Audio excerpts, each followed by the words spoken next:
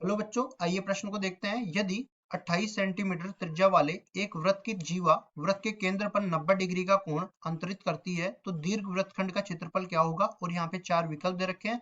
चारों विकल्पों में जो सही विकल्प होने वाला है उसका चयन करना है। प्रश्न को हल करने से पहले इसकी मुख्य अवधारणा के बारे में चर्चा कर लेते हैं। मुख्य अवधारणा, मुख्य उदाहरण में देखिए, ये मान लो कोई व्रत होता है। ये व्रत इस तरह से मैंने बना लिया है। यहाँ बीच में केंद्र होता है और केंद्र से ये परिधि पर जो रेखाएं खींची जाती है उनको बोलते हैं त्रिज्या। तो ये O हो गया, ये P हो गया, ये Q हो गया और ये चाप पर स्थित बिंदु R हो गया। अब इसमें देखिए जो त्रिज्या खंड होगा वो तो इस तरह से मैं काले पेन से निरूपित कर देता हूँ इसको। ये अपने पास ये त्रिज्या खंड होने वाला है पूरा। ठीक है, त्रिज्या खंड आ गया। तो अब हम लोग वृत्तखंड भी निकाल सकते हैं। तो देखिए, अगर मैं यहाँ पे एक ये भुजा खींच तीनों दोनों शीर्षों को मिलाते हुए ये खींच दूं भुजा, तो ये अपने पास जो बचा हुआ भाग है जहां पे मैं इसको छायांकित कर देता हूँ। देखिए, ये अपना जो भाग है ये वाला, ये अपना हो गया वृत्तखंड। और ये जो पूरा भाग है ये आ गया त्रिज्यखंड। अब इसमें लघु और दीर्घ भी होते हैं। तो देखो, ये थीटा वाला भाग जो होगा इसको दीर्घ त्रिज्या सॉरी लघु त्रिज्यखंड बोलेंगे, और ये जो पीला वाला भाग है इसको हम लोग बोलेंगे लघु वृत्तखंड। लेकिन अगर मेरे को दीर्घ वृत्तखंड निकालना है तो उसको मैं अलग से निरूपित कर देता हूँ। यहाँ पे देखिए, ये जो भाग है इसको मैं दूसरे वाले पेन से लगा देता हूँ। यहाँ पे देखिए, ये वाला भाग, ठीक है। इस पीले वाले भाग को छोड़कर सारा जो भाग होगा वृत्त का वो रहेगा अपना दीर्घ वृत्तखंड। तो अगर मैं लघु वृत्तखंड का क्षेत्रफल निकाल के वृत्त के क्षेत्रफल में से इसके क्षेत्रफल को घटा दूं तो मेरे पास दीर्घ वृत्तखंड के क्षेत्रफल का मान आ जाएगा। अब देखिए, आगे बढ़ते हैं और इसको बताते हैं। तो त्रिज्यखंड का क्षेत्रफल लिखेंगे।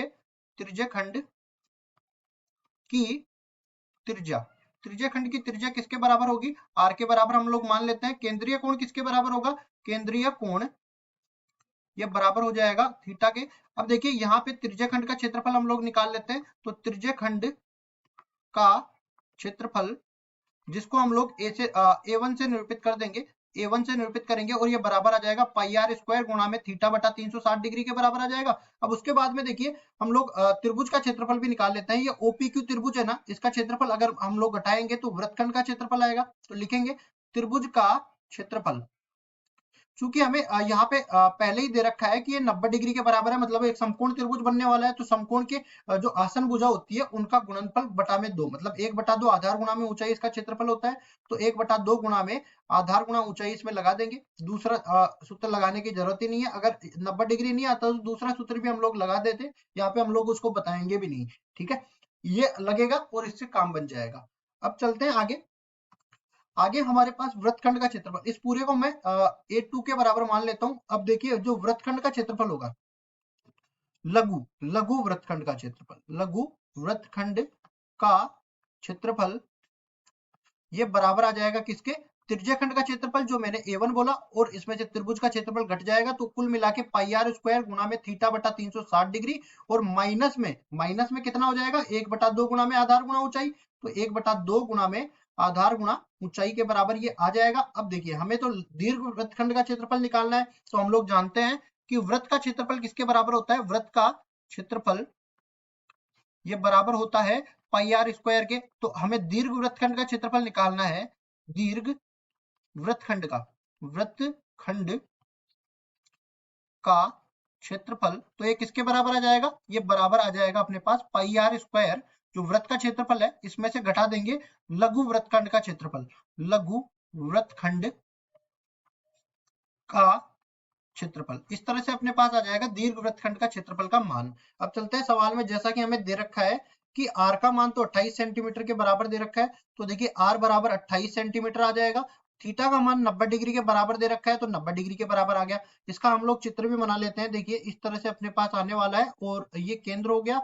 तो ये अपने पास 90 डिग्री का कोण बन गया। ये 28 सेंटीमीटर आ गई, ये O आ गया, ये अपने पास P आ गया, ये Q आ गया, और ये बिंदु आ गया R के बराबर।